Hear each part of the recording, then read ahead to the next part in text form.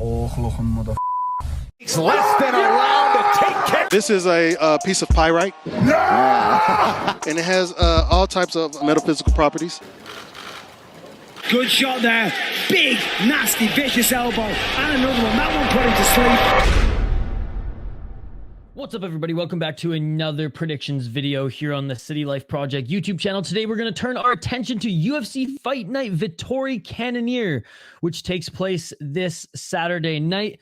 This is a quick prediction video. Like last week's, you all seem to like that one. Let me know in the comments which picks you agree with. Let me know in the comments what your best bets are for the weekend as well. And if you have any crazy parlays, I want to read them. We're totally interactive. Let's get into this quick predictions video. First fight on the card, Modestas Bukauskas against Zac Pauga. I do like both of these fighters. Personally, super high on Modestas. We'll quickly highlight the fighters each, and then I will give my prediction.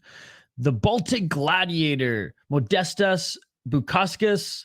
He's on a 3-fight win streak right now, 3-2 in his last 5 fights, 14-5 pro MMA record, and he's making his second run here with the UFC. 29 years of age, 9 KO, TKO, 2 submissions, 3 decisions in his MMA career. He's 2-3 in the UFC, 7-1 in Cage Warriors, 3-1 in Ultimate Challenge MMA. As you can see here, he beat Tyson Pedro in his return back to the UFC in dominant and unanimous fashion. Before then, made a small run in Cage Warriors upon being cut by the UFC, beat Lee Chadwick, a veteran in the sport, and he beat Chuck Campbell, which was a really, really good fight, if we're going to be perfectly honest. We actually streamed that fight here on the channel, 5-1, and they were fighting for the title in that one. Wins the Cage Warriors title and comes back to the UFC. And look at the guys he lost. I mean, Khalil Roundtree, Jimmy Crute. And he got his knee absolutely wrecked by Khalil Roundtree, as Khalil Roundtree loves to employ the John Jones destroyer of knees kick, also known as the oblique kick. If you look before then, though, I mean, he went on an absolute crazy run between 2018 and 2021, both in Cage Warriors, Fight Star, and the UFC. Looking at his opponent, Zac Pauga, the Ripper, one of the only notable fighters out of the Ultimate Fighter Season 30, Pena versus Nunes. 6-1 in his pro MMA career. He's a former football player, former NFL player, 35 years old, training out of Colorado. And again, he was fighting as a heavyweight, moved down to light heavyweight. I think that is where his natural weight class is he was a small heavyweight. And he's also 4-1 in his last 5 fights. His only loss coming to Muhammad Usman. That's right, Kamaru Usman's brother. Where in a fight where, I mean, it wasn't too action-packed. In a fight where I think Zac Pauga was getting the better of him, Usman knocked him the out. Like I said, 6-1. Fighting out an Elevation Fight Team there in Colorado. 1 KO, TKO, 5 decisions. Now for a guy who fought at heavyweight and light heavyweight, the guy who's supposed to have big, strong hands, the guy from the NFL, and you want to see more knockouts. 3-0 in the LFA, that's pretty damn impressive, and 1-1 in the UFC. Beat Jordan Wright in his last fight, unanimous decision. Good fight, but again, didn't crack him with as many big shots as you'd want to see from a guy this strong. Obviously lost to Muhammad Usman. Want to see fights on the Ultimate Fighter, and he was undefeated in LFA and Cage Warriors going in. That, I mean, that is pretty damn impressive. You look at, he fought a 5-2 guy when he was 3-0, and a 12-5 guy who, again, not the best record, but a lot of experience there. And also had a few fights here. 5-0 on the amateur scene. Look, Pauga's good. He's not great. He's good. But Modestas Bukauskas is going to absolutely destroy him. I would think the lines would be a little bit bigger, to be perfectly honest. I'm going with Modestas Bukauskas. That is my pick. Moving on to the next fight. Ronnie Lawrence against Daniel Argueta. This is going to be a good fight. And yeah, I mean, the odds are close on this one for a reason, folks. Ronnie Lawrence, the Heat. 8-2 in his pro MMA career. He's 4-1 in his last 5 fights. And he's the favorite, minus 150 at the time of this recording. 4 KO, TKO, 0 submissions, 4 decisions. 2-1 in the UFC. 0-1 in Bellator. 1-0 off in LFA. And he came off a win in the Contender Series. He lost his last fight to Kakramanov, which, hey, he's a pretty damn good fighter as well, being 9-2. And before then, went on a great run between 2019 and 2020 in LFA and the UFC.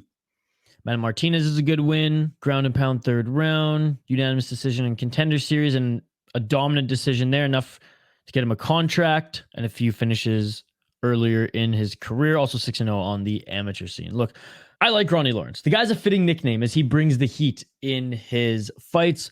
Looking at his opponent, Daniel Argueta, the determined Daniel Argueta, 9-1 in his pro MMA career, and he is 4-1 in his last 5 fights. 2 KO, TKO, 4 submissions, 3 decisions, 5-0 in LFA, and he was the LFA champion, 1-1 in the UFC, and he also competed on the Contenders, and he also competed in the Ultimate Fighter.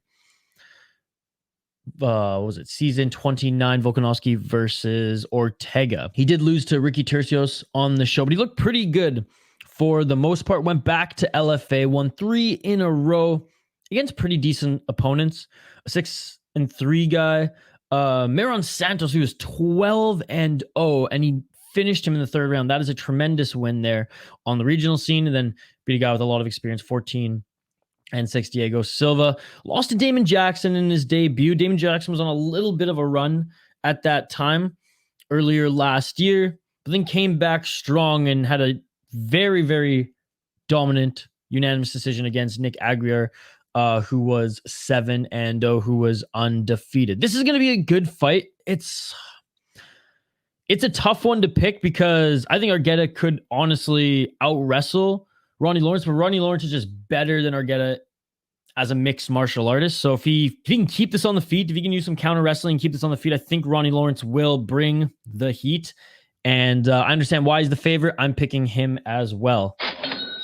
Our next fight here, Teresa Beleda against Gabriela Fernandez. I mean, what did the MMA guru said? Coin flip on this one? Look, it really is. Ronda Teresa Beleda. She's the big favorite here coming out of Prague.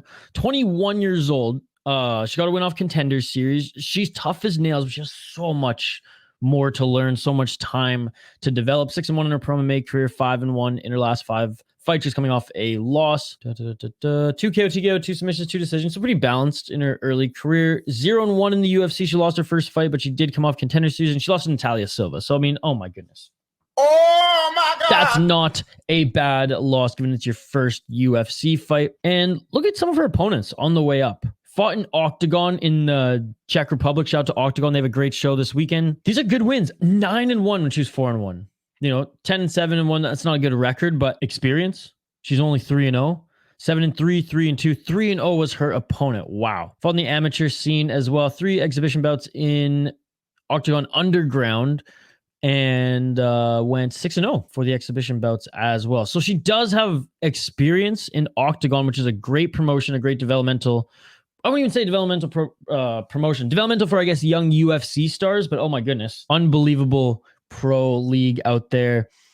The Czech Republic. Looking at her opponent from Brazil, 29 years old. So very much more of the veteran, despite, their records being similar. 8-2. 4-1 in her last 5 fights, and she's the pretty big underdog at plus 220. Out of Brazil is Gabriela Fernandez. Now, she made her UFC debut, I believe, on short notice. I don't recall how short of notice, but 2 KO TKOs, 3 submissions, 3 decisions, 3-0 in LFA, so pretty damn good. And she lost her first fight to Jazz DeVicious, who we just saw beat up Miranda Maverick this last weekend. Oh, Canada, baby, let's go. And that's not a bad loss, given she's a pretty good fighter in that respected division.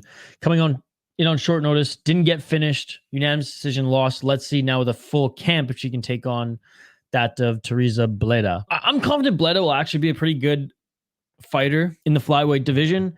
She's still so super young. She still has some things to work out in her game. Not to say that Fernandez is levels above her, but I'm going with the underdog here. I mean, like I said, this one's a coin flip. If it's a coin flip, I'm going with the underdog.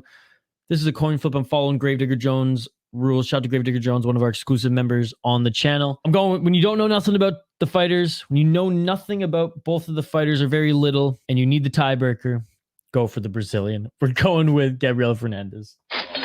Oh, Mike Jones is laughing. That one's going to bite me in the ass. All right, next. We got Felipe Bunez against Zaglas Zamugulov, the bowl cut man himself. Felipe Bunez, 13-6 in his pro MMA career. He is the slight underdog, plus 130. 3-2 in his last 5 fights, and he's on a 2-fight win streak. Training with the Pitbull brothers. 3 KO, TKO, 8 submissions. Wow, 2 decisions. He's fought in ACB, ACA, and the LFA. Went 1-3 in ACA, 1-0 in ACB, and 2-1 in LFA. His last 2 wins have come in LFA, where he got a split decision against a 13-9 guy, and he beat Yuma Horiuchi, 10-5 guy via ground and pound in the first round. So 2 okay wins before lost his LFA debut via rear naked choke. And for being a submission guy, losing to rear naked choke, he must have got rocked before that one. To 23-8 guy, won his last ACA fight, which I imagine felt good because ACA, is a pretty damn good promotion as well. He lost 3 in a row in ACA before leaving the promotion. He won one last fight there, against a 20 wins, 8 loss guy via triangle armbar in the second round. So that must have felt good. And that's when he was 10-5. Yoni Sherbatov. That one's going to age well. In ACB, flying triangle armbar. A minute into the first round, the guy was undefeated. Looking at his opponent, Zalgas Zumagulov, who has not had a good run in the UFC as of late. Yet he's still the favorite here out of Kazakhstan. He's 34 years old, so they're pretty much the same age, both these guys. 1-4 in his last 5 fights. And he's on a 3-fight losing streak. Now, again, he has been on the other end of some decisions that could have gone either way, but at the end of the day, you gotta earn those decisions. You gotta leave no doubt. 6 KO, TKO, 2 submissions, 6 decisions. And I know the judging fucking still sucks these days, but still, you know what I mean. 1-5 in the UFC. So this is it for him. This is his last fight. He's got to win this one. 7 or he's going to be on roster watch. He's going to be cut. Fought in AMC where he had a 7-1 record. He fought in Zek, where he went 4-0, but again, 1-5 in the UFC. That's the one that matters. He lost to Charles Johnson via split decision. It could have gone either way. Lost to Jeff Molina via split decision. I gave that fight to Jeff Molina as well. Manel Cap knocked him out. Hurt him real bad 1 minute into that first round. Manel Cap's a good fighter, though. So 2 decisions that, again, I think Charles Johnson, he could have won that one. Jeff Molina, he could have won that one, but I'd give it to Jeff Molina. Cap, that one he got absolutely destroyed in. He beat Jerome Rivera, who was a 10-5 guy. Beat him with a standing guillotine in the first round. That was impressive. Before then, lost to Amir Albazi, who's a top-ranked guy now, and just beat Kai Kara France. No shame in that. And Julian Paiva, who I know Sean O'Malley pieced up, but Paiva's actually he's a pretty damn good fighter. Paiva coming into that one was 19-3, and he went 3 rounds with him. So again, he's not a bad fighter by any means, just hasn't had any luck. Hasn't had the MMA gods on his side, so to speak, for the last few fights. Look, upon even looking at these guys' records, I was leaning towards Bunez just because of Zumagulov's recent misfortune. I was like, is it really going to get turned around here? Look, I'm not sold on Felipe Bunez. I don't think he's fought the best guys out there. I don't think he's faced adversity Zumagulov has, in the highest of promotions like the UFC. So I'm going with the favorite here. I'm going with Zaglas Zumagulov. Moving up the cards, and this one's close. This one's close to home as my roommate's college buddy, Carlos Hernandez, is fighting again this weekend against Dennis Bondar. Now, Carlos Hernandez lost his last fight, but he's 4-1 in his last 5 fights. 8-2 as a pro college wrestler. He's got cardio for days, apparently, like unbelievable soccer player as well. Just under 30, 29 years of age. And yeah, he's the favorite going into this one, minus 135. 0 KO, TKO, 4 submissions, 4 decisions. Like I said, he's a wrestler, folks, with really, really good cardio. 1-1 in the UFC, 1-0 in LFA, and he got a contract via a win off Contender Series. Now, his last loss was to Alan Nascimento, who's an absolute killer. Alan Nascimento, could potentially be a top 5 ranked guy in like 2 more fights, maybe even after his next one. I don't know who he's fighting next because he was supposed to fight recently, right? Wasn't it supposed to be Tim Elliott? That's what it was. Before then, beat Victor Altamirano via split decision. That one could have gone either way, but hey, good for him. I was leaning towards him, but hey, a little bit biased. I won a split decision on Contender Series, but enough to impress Dana White, given that he gave him a contract. And before then, won a unanimous decision in LFA, fought in HFC as well. 4 fights before that. where he got 3 rear naked chokes and 1 decision. Fought as an amateur, a decorated amateur career, going 13-2, fighting in amateur and regional promotions here in the Midwest. Is Carlos Hernandez. Looking at his opponent, the Psycho, Dennis Bondar. Out of the Ukraine, 30 years of age, 16-4, 4-1 in his last 5 fights, coming off a loss as well. Plus 110, so the odds are pretty even in this one. 5 KO TKO, 11 submissions, 0 decisions, 0-1 in the UFC, 6-0 in World Warriors Fighting Championship, where he was a champion. 3-2 in Professional Fight Union, and 3-0 in Professional Fighting Championship Ukraine. Lost his last fight to Malcolm Gordon. He had an arm injury in the first round. Before then, was on an absolute tear between 2018 and 2020, where he went 2, 4, 6, 8, 10 fight win streak, mostly fighting overseas in WWFC. Road to WWFC. He beat interesting. He beat Steve Erceg on the amateur scene. Steve Erceg just earned a UFC contract and an impressive win coming off short notice at the Australian last weekend. Beat Erceg as an amateur, and he went 5-0 in the amateur scene. Look, this is a close one for good reason, but I'm going with our boy Carlos Hernandez. Again, his last fight was against Al Nascimento. That one was a very tall task. That one, clearly there were levels to the talent, the experience, to the dog that both of these guys possess in them. And I think Carlos Hernandez, being the better wrestler, being the American wrestler, I think will humble Dennis Bondar's grappling game here. Now, Dennis Bondar's got hands, though, so if he can force Hernandez into a firefight, this could get a little ugly, but I'm going with Carlos Hernandez here. That's my pick. Don't recommend betting on this one. It could be super close. I don't even necessarily recommend betting on the last one either, but those are my picks. All right, next here as we move up the card, we got Kyung Ho Kang against Christian Quinones. Kyung Ho Kang, Mr. Perfect, has been in the UFC for a while now. He's 35 years old. An impressive 4-1 in his last 5 fights, though, with a kind of unimpressive record of 18-9. He's from South Korea. 2 KO TKO, 11 submissions, 5 decisions, 1 disqualification. 7-3-1, obviously disqualification in the UFC. So not a bad UFC record. 0-1 in Sengoku Raiden Championship. He won his last fight against a 12-3 guy, but Turel Dana via unanimous decision. He lost to Raoni Yaya. I mean, you got to win that fight. You got to win that fight. Before that was on a 3-fight win streak. 2 split decisions and a rear naked choke. I don't really remember the Brandon Davis fight. I vaguely remember. This one I don't remember if it was close or not. Lost to Ricardo Ramos back in 2018. Guido Canetti, I mean, that's a good win. Tanaka, decent win. Tanaka was undefeated at that time. I mean, he's a solid UFC veteran. He's been in the UFC since 2013. Wow. Solid UFC veteran on a little bit of a run here, but against unimpressive names. There's a reason he's the slight underdog at plus 150. Going up against the 27-year-old Christian Quinones, Problema, 18-3. So a little bit more of an impressive record there. 5-0 in his last 5 fights. He's the favorite, minus 175. Out of Mexico, the Mexican invasion. Let's pretend like that Aldana atrocity of a performance occurred last weekend. The Mexican invasion.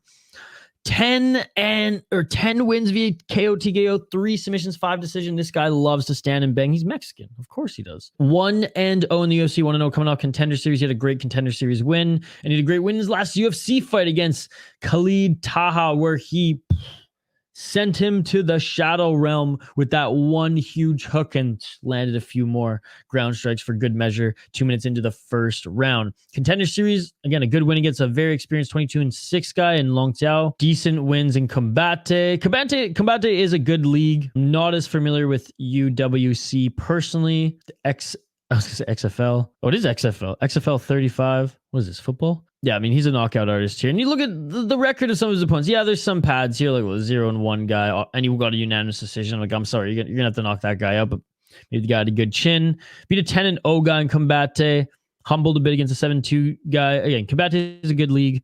Fought in Brave as well. That's pretty cool. We went 1-1 in Brave. So we went 1-1 in the good leagues and cleaned up in the lesser ones. A good win in Jungle Fight. Jungle Fight's a good league as well, folks. So it's a pretty impressive resume here, and so far so good in the UFC. And I'm going with Christian Quinones here. I think he hits too hard. He's really, really good on the feet. I'd say he's better than Kyung Ho Kang on the feet. And I imagine he's preparing to keep this on the feet, and his grappling just keeps getting better and better. And again, like, he's an experienced guy in his own right, despite being 27 years old, and he's fought in some pretty damn good developmental leagues. I'm going to Christian Cannonier. That's my pick. This one I'd be confident to bet on, whether you include it in your parlay or just go straight up money line. This next one, Jimmy Flick against Alessandro Costa. Now, we all know Jimmy Flick for that crazy submission he threw up the brick, Jimmy Flick, but I thought this guy was going to retire. I thought this guy was going to retire, what, a year, 2 years ago? But anyways, he's back, or he's still here, I should say. 32 years of age is Jimmy the Brick Flick. 16-6 in his pro MMA career, 4-1 in his last 5 fights. He's the underdog, plus 190. 0 KO TKO, 14 submissions is the talented submission artist. 2 wins via decision. How crazy is that? 14 submissions out of his 16 wins. That is incredible. 3-0 in the LFA, 1-1 in the UFC, 1-0 in Bellator, and 1-0 off the Contender Series. He earned a contract off Contender Series back in 2020. He lost to Charles Johnson. And not only did he lose to Charles Johnson, he got cracked by Charles Johnson and finished via ground and pound. 30 seconds into the first round. Charles Johnson is not known for knocking people out. He's not known for having that power. Charles Johnson is a good grappler. Like, Charles Johnson is what, like, kind of like Jared Gordon level, you know, like, not quite a ranked guy, but not quite just a can in the division, right? Like, he's a solid guy. He's a solid roster guy. Good in all areas, not necessarily great in a single one, although his grappling is pretty good, and his defensive grappling obviously humbled Charles Jourdain recently. Or sorry, it wasn't Charles Jourdain, it was Mokaev, that's who it was. Cody Durden was his last win, and that was that beautiful flying triangle choke. And that's when I thought he was going to retire. Before then, like I said, arm triangle choke. He loves them against Nate Smith on Contender Series. On LFA, arm triangle choke. And, just submission in FCF, whatever the heck that is. But, I mean, look, he's the arm triangle choke fucking king here. Look at them. Arm triangle choke. It's absolutely insane. Absolutely insane. Arm triangle choke. It is 4th or 5th fight. That is amazing. That is amazing. He made his debut in Bellator against a 6-2 guy where he got the win. So that is pretty impressive. The brick Jimmy Flick going up against Alessandro Costa. 12-3 in his pro MMA career, 27 years old. 4-1 in his last 5 fights, and he's also coming off a loss. Out of Brazil, 3 KO TKO, 6 submissions, 3 decisions, 0-1 in the UFC, and he came off Contender Series back in 2022. An impressive Contender Series performance. He did win a split decision, but it was a good back and forth. He did not get a contract off Contender Series. My apologies. He went back to Lux Fight League. Lux Fight League is a pretty damn good fight league as well, ladies and gentlemen. Got a win, 10 seconds in the first round. Lost to Amir Albazi. Now, Albazi's not known for his power. He did get cracked here by Albazi, but again, Albazi, a top-ranked guy. That's one of his big noticeable losses as of late. That's not a bad loss. That's not a bad loss. And I believe he took that fight on short notice. Now, don't quote me. I don't think he had a full camp for that one, if I can recall correctly. Before then, in Lux Fight, he went on a 7-fight win streak with 1 Contender Series bout in there, 1 Contender Series win in there as well. And look, not complete tomato cans, okay? 3-1 guy, 8-2, 5-5, yeah, whatever. 12-5, 10-2, and then beat an undefeated 12-0 guy on Contender Series. So that is pretty good. That is pretty damn good. Look, Jimmy Flick was talking about retirement. Jimmy Flick's got the arm bars, or got the flying triangle chokes. He's got the crazy arm bars. He's got the fancy submissions. 14 submissions. I mean, man, hang your gloves, hang your hat on that. That is amazing. I believe he's been injury riddled throughout his career, especially the later half of his career. I'm going to retire. I'm not going to retire. Got brutally KO'd by a guy with not much KO power, going up against a well-rounded guy who can throw hands, fighting out of Mexico, but Brazilian. I mean, he's got that Brazilian power, and now he'll have that Mexican flair with his hands. I mean, how can you not give it to Alessandro Costa here? There's a reason he's the big favorite. That is my pick. Up the card here, folks, we have Raoni Barcelos against Miles Johns. Raoni Barcelos, he's still fighting. He's over, 36 years old. I was going to say, he's in his 30s, up against the 29-year-old Miles Johns. Raoni Barcelos, 17-4 in his pro MMA career, and he's only 2-3 in his last 5 fights, but don't let that fool you. This guy's an absolute gamer. This guy is an absolute beast. 8 KO TKO, 2 submissions, 7 decisions, 6-3 in the UFC, 5-1 in RFA before the merger, and 4-0 in Shudo, Brazil. I mean, shoot, man. Those are 2 unbelievable developmental leagues. Again, RFA merged with, Legacy, and now they're LFA. Lost to Umar Nurmagomedov Okay, there's no shame in that. There's no shame in that. No, I mean, as a big, I think he was like a crazy big underdog. We might have picked him like, as an underdog. If you want to sprinkle like a half unit or something, Raoni Barcelos might make you a lot of money. But look, no one expected him to actually win that fight. Lost to Nurmagomedov, beat Trevin Jones. That was a great win, unanimous decision. Lost via unanimous decision to Victor Henry, but that one was a war. If I'm not mistaken, had a good back and forth against Timur Valiev as well. Timur Valiev on, funny enough, on The Ultimate Fighter this year. We haven't seen him fight yet, but he's supposed to fight next week against the Herpy boy. Good win against Khalil Talha. Beat Syed Nurmagomedov.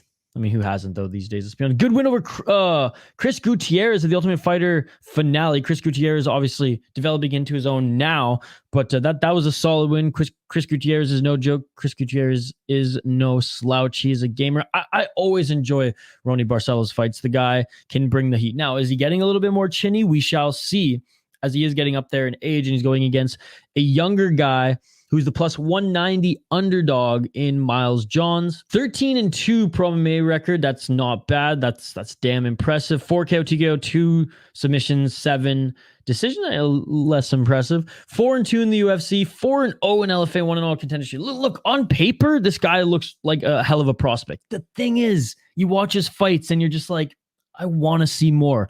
I want to see more. Good win over Vince Morales. Lost to John Castaneda via arm triangle choke. Shout out to another Minnesota boy, John Castaneda. Great win last week. Good win over Anderson Dos Santos. Cracked him with an overhand right. Cracked Kevin Natividad via uppercut as well. I mean, he's got power. Lost to Mario Bautista via flying knee. Split decision against Cole Smith. Look, like he has his moments. He hits hard. So like Raoni Barcelos, if he gets cracked clean, look, this guy definitely has a chance to win. But I think Barcelos beats him in every other facet of the game. Miles Johns has power. Other than that, he does everything well, not great. Whereas Raoni Barcelos, I mean, the guy, he's a veteran. He's from Brazil. I bet his actual fight record's in like the 30s if you count them Brazilian street fights. I mean, yeah, I'm going with Barcelos here. Minus 230 favorite. I understand why, but this one could be, you could bet on both of these. You could bet on like Barcelos money line, or you could bet like a half unit or something small on Miles Johns to get the KO. I'm not confident that he's going to get it against Raoni Barcelos, but it definitely could happen. Moving up the card, Muslim Salikhov against Nicolas Dalby. Both of these guys gamers, both these guys pros, both these guys have been around for a while. I love watching both of them fight. Muslim Salikhov, the king of Kung Fu, 19-3 pro MMA record. He's 4-1 in his last 5 fights. He's a pretty big favorite at minus 200. He's 39 years of age, but again, Dalby's been around for a while. He's 38. Muslim Salikhov, 12 KO, TKO, 3 submissions, 4 decisions. That's impressive. 6-2 in the UFC, 3-1 in M1 Global. Let's freaking go. Beautiful win against Andre Fiallo. Spinning back kick and punches at the beginning of the 3rd round. What a tremendous win in that one. Lost to Li Jingliang. And look, Li Jingliang in a stacked welterweight division is a ranked guy. Now, he hangs around that 15 to whatever it was, like 12 or 13. I don't even know if he got up to 12. But you know what I mean? He's in that bottom portion of the rankings, but he's still a ranked guy in welterweight. He's still a very, very good fighter, gatekeeper at this point. Sure, that's not a bad loss to have on your resume. Before then, beat Trinaldo, beat Zaleski, beat Staropoli. Those are all good wins, man. Those are all good wins. Fought in Kunlun fights, decent promotion. Win, decent promotion. M1, obviously good promotion. And he fought a lot in China, given that he was a Kung Fu practitioner. Going up against Nicolas Dalby, the Danish Dynamite, out of Denmark, out of Copenhagen. 21-4-1. So both these guys have big, long careers, big records. A good record for Dalby there. He's on 2-fight win streak. He is 3-1 in his last 4 fights. 6 KO, TKO, 4 submissions, 11 decisions, 5 wins, 3 losses, 1 draw, and 1 no contest in the UFC. 5-1 and 1 no contest in Cage Warriors. 6-0 in Fighter Gala. He's on 2-fight win streak against Claudio Silva and Warley Alves. That one was very, very close. I gave it to Dalby. Totally understand those who gave it to Alves, though. Good win over Claudio Silva. Lost to Tim Means. I mean, at that point, you got to beat Tim Means. Beat Daniel Rodriguez. Good win. Gave D-Rod his second only loss. Beat Cowboy Alex Oliveira. Now, Oliveira was a little long in the tooth then, but still good win. I mean, good wins on his resume. UFC, Cage Warriors, back and forth. Fought in some pretty good leagues. But I just think overall, Muslim Salikhov is just better everywhere than Dalby. I am confident picking Salikhov to win this one, minus 200. Even if it was plus like 110. If it was super even, I would still pick Salikhov. Nicolas Motta against Manuel Torres is the next fight here, ladies and gentlemen. This one might be fight of the night. This one might be a banger. I cannot imagine either of these two guys go to the ground. I can't imagine Manuel Torres allows Motta to take him to the ground. I know Motta has some decent submissions on his resume, but this one's just gonna, and Motta likes to stand and bang too, so this one's just gonna be a firefight. This one's gonna be so much fun. Motta, and I mean, the better lines are close for a reason. Motta plus 135, 30 years of age. These lightweights are gonna go at it. 13-4 in his pro MMA career, and he's 4-1 in his last 5 fights, coming off a win. Is Iron Nicolas Motta. Training at Extreme Couture, who has great training partners. 1-1 in the UFC, 1-0 off Contender Series. Beat Cameron Van Camp via left hook in, what was it, like a minute and a half into the first round. Lost to Jim Miller. I mean, Jim Miller's still fucking humming, so there's no shame in that. And before then, in Cage Fury FC, where he was the champion, and in Contender Series, he was on a 3-fight win streak. 2 wins in Cage Fury FC, 1 first-round knockout, 1 decision, and beat Joseph Lowry and 1 guy on Contender Series. Look, a decision impressed Dana White. He got a contract after that. He's fought in Shudo Brazil as well, which is a damn good fight league. So Cage Fury and Shudo as your development, I like it. I like it. Nicolas Motta, I like him. He's always entertaining. Going up against a talented prospect, though, out of Mexico, the Mexican invasion. Like I said, let's just forget Aldana even happened last weekend. 13-2 in his pro MMA career, so very similar to Motta there. Minus 165. I mean, this one could be even closer, folks.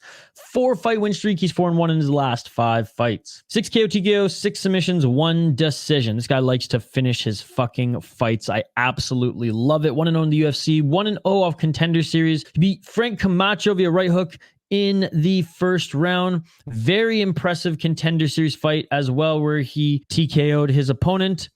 Guillotine choke and rear naked choke before then. So in his last 4 wins, he has 2 submissions, 2 chokes, and 2 TKOs. And again, has not fought in regional promotions that are as good as Motta. I get it. But he is very much, despite having a similar record, he is more of the prospect than Motta is right now. On a 4-fight win streak, getting better and better in every fight. I understand this one, total tomato can, but he beat a Daniel Vega, 12-2, 9-3 on Contender Series, 22-9 in UFC. Now I get Frank Camacho is older and a veteran, but that's where you throw these young guys in the beginning, and he made it look easy. Again, this one's super close. I can imagine those supporting Motta and why.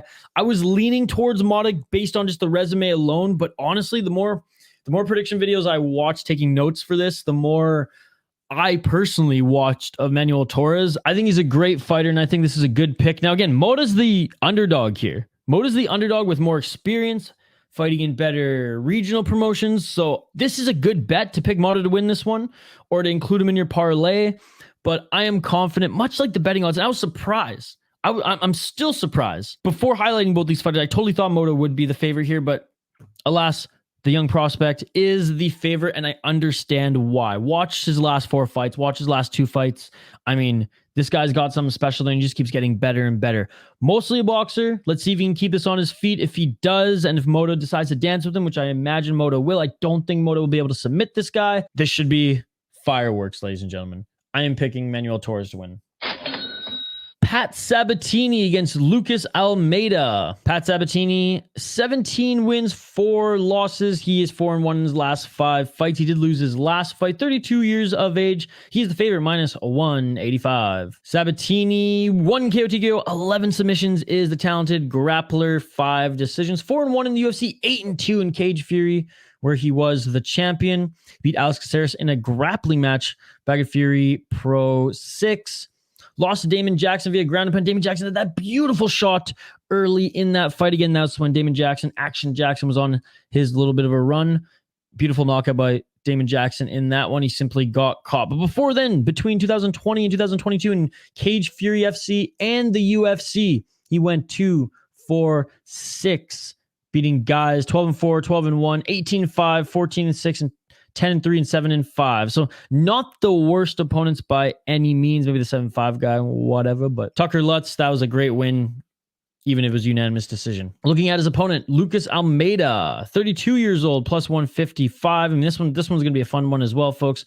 14 wins, 1 loss. He is 4-1 in his last 5 fights. He's on 2-fight win streak. 9 KO, TKO, 5 submissions, 0 decisions. He's finished every single one of his fights 1-0 in the UFC, despite losing his Contender Series bout. To Daniel Zellhuber. Both of them were undefeated going into it. He went back to Jungle Fight, had a huge win over Italio Trinidad, who was 10-3 in Jungle Fight 103, came back to the UFC and beat Mike Trizano. Mike Trizano, solid fighter. Mike Trizano was 9-2 going into that one. Beat him via left hook in the 3rd round. It was a good competitive first 2 rounds before then as well. 3 canceled bouts later, he goes up against Pat Sabatini. And honestly, I like Pat Sabatini. Lucas Almeida, I'm going with the Brazilian on this one. Slight underdog. I think this is a good underdog pick. Am I telling you guys to bet this one? I personally wouldn't be confident to bet this one. But again, if you want to find some value for the underdogs, I think Almeida is a good pick, locking it in.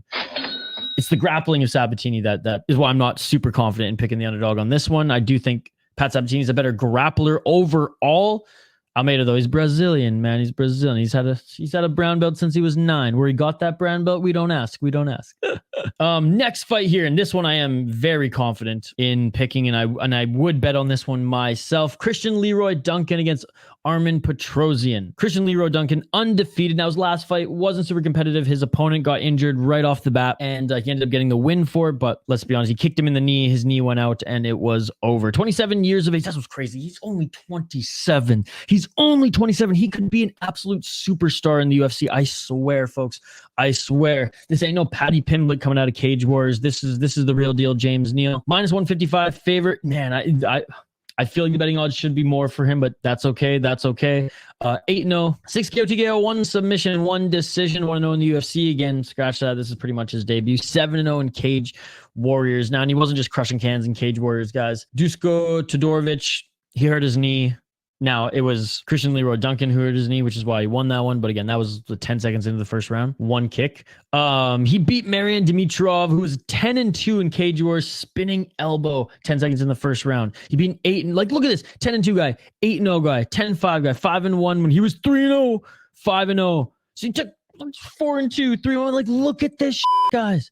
And on the amateur scene, he went 17-6 in both Cage Wars and other amateur promotions. So the guy's been fighting for so long and at a pro level, going up against seemingly the best in Cage Wars in the middleweight division. Man, this is what we need. We need better middleweights in the UFC, and this guy's going to surge right to the top, baby.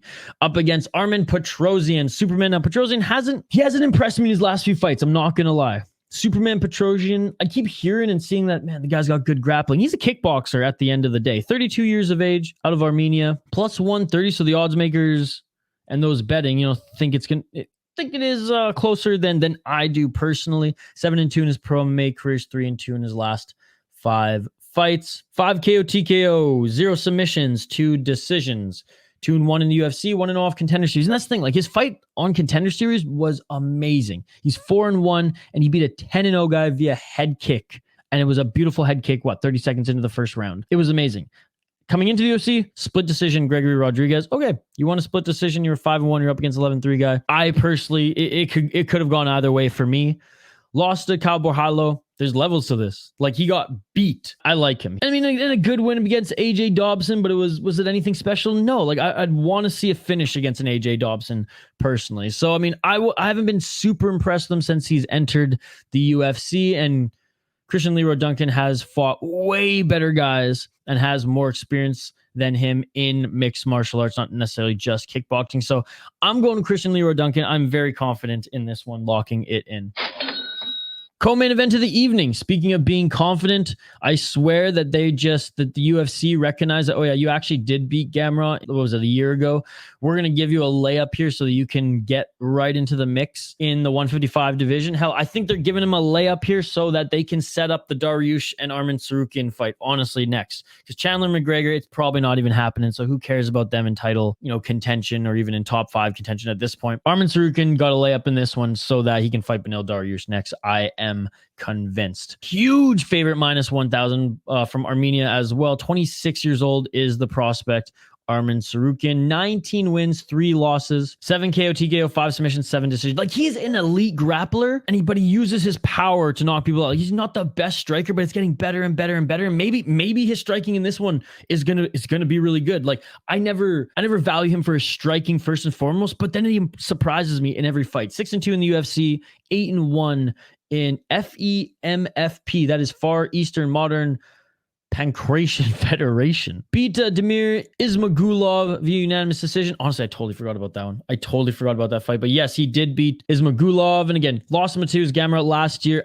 I thought he won that one. I thought it was 3-2 on the score sheet. Biol Alvarez, Giagos, Frivola, Dami Ramos. Again, a very good rise in a very big division. Beat Olivier Aubert-Mercier, who was the PFL champion last year. And look at the losses on his career. Islam Makhachev, whereas this guy took Makhachev to a decision. Mateusz Gamrot, and I don't know who this guy is, but he was 3-1 when he fought him. So, I mean, I'm super high on Tsarukyan personally. And he's up against Joaquim Silva, 34 years old, plus 650 underdog. Yeah, he's out of Brazil. 12-3. I mean, he's not even as experienced as Armen Tsarukyan. He's not even as experienced as Tsarukyan. 7 KO, TKO, 3 submission, 2 decisions. Look, he likes to stand and beg, but fucking Tsarukyan, he's got knockouts on his resume as well. 5-3 in the UFC. Coming off a win in UFC against Jesse Ronson, where he won via flying knee. That was a very impressive flying knee. Jesse Ronson, not a high-level guy, not even close to Armen Tsarukyan. Beat Neil Magny in grappling, guillotine choke. That's pretty impressive. Before then, lost to Ricky Glenn in the UFC. Lost to Nazar Hakparas on the feet, man, where he's supposed to be the striker. He lost 4 minutes and 30 seconds into the second round. Beat Jared Gordon. I mean, Jared Gordon's fine. JL's going to hate me for this, but he's fine. I mean, it's not the most impressive win. I mean, yeah, Armen Tsarukyan is going to absolutely humble Joaquim Silva. And I feel sorry for Joaquim Silva. He's served on a silver platter here for Armen Tsarukyan, as Armen Tsarukyan is going to get this win and then likely fight Beneil Dariush next, in my opinion. Flying carpets, Armen Tsarukyan.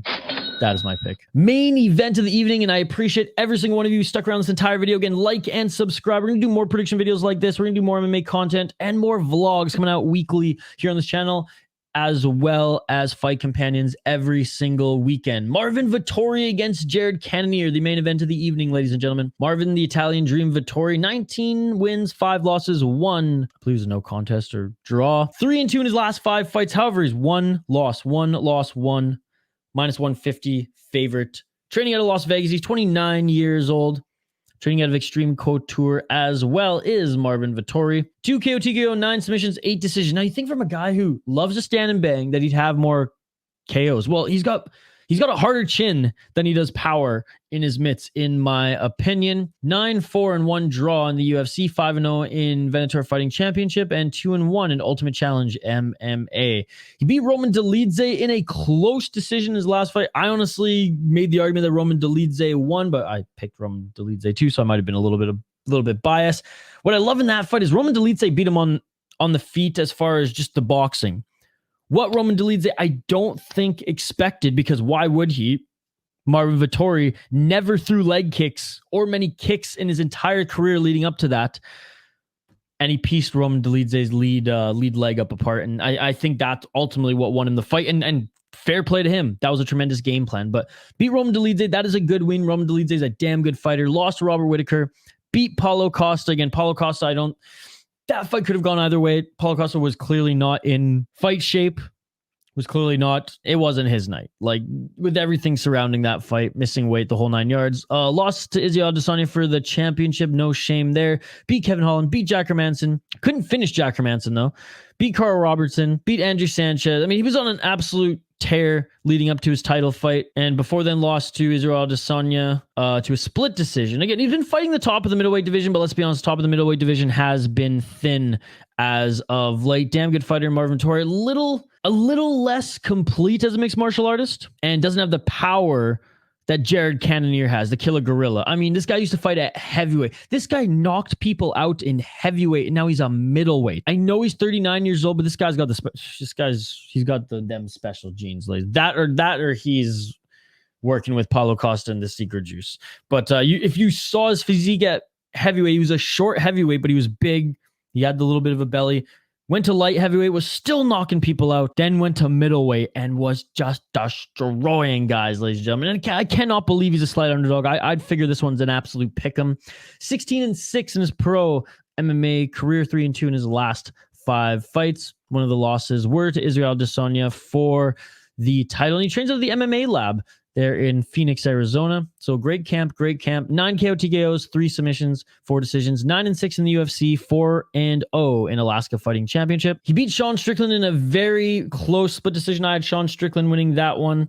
It wasn't a bad fight. Both of them stood, both of them banged. Jared Cannonier, a little bit more conservative than he's been in his entire career. I mean, other than the Israel Adesanya fight, which he lost that fight and made it a boring fight because he was too respectful, too conservative. Beat Derek Brunson brutally via elbows. Beat Kelvin Gastelum in a great fight that went the distance. Lost to Whitaker. Whitaker's one of the best, in my opinion. Beat Hernandez, beat Silva, beat Branch. I mean, okay wins. Lost to Jan Blachowicz and Dominic Reyes. I mean, both of them were on their rise at that time. So, and that was in light heavyweight. That was before he even dropped to middleweight. Lost to Glover Teixeira, light heavyweight. I mean, he's a damn good fighter, folks, and he's been fighting a long time. Now, I think this one should be closer than it is, and I think Jared Cannonier overall is the better fighter. I think Jared Cannonier could actually utilize his wrestling as well. Like he out-wrestled Derek Brunson. No, Derek Brunson just seems to gas so early, but he out-wrestled Derek Brunson before Derek Brunson gas, and Derek Brunson's thing is wrestling. You know, his striking is, I mean, it's worked, but it's kind of awful technically. Shoot, this one, I'm going with Marvin Vettori. I think this goes 5 rounds. I don't think Jared Cannonier can crack Marvin Vettori. I think his chin's just too good. Now, his chin's going to give up eventually, but he's still 29. I don't think his chin's going to give up now. He took some hard shots against Dolidze. Dolidze rocked him a few times. I think Cannonier might do the same, but if Marvin Vettori can utilize those kicks again, and assuming Jared Cannonier's camp doesn't think that that's going to be the game plan like it was solely against Roman Dolidze, I think Marvin Vettori's path to victory is keeping this on the feet and attacking those legs, so Jared Cannonier has to stay on the feet and cannot level change at all. Cannonier 100% has a puncher's chance. He's strong as he's huge. He is the killer gorilla. I even Tapology has it so much in Vettori's favor, which is crazy. And I kind of, the hipster in me is going, God damn it, why am I also in this camp? But it's true. I think Vettori wins this one 5 rounds, but I mean, it's damn close and it should be a pick 'em. I'm going with Vettori, but if Cannonier wins, that's a great win for him and he's right back in title contention.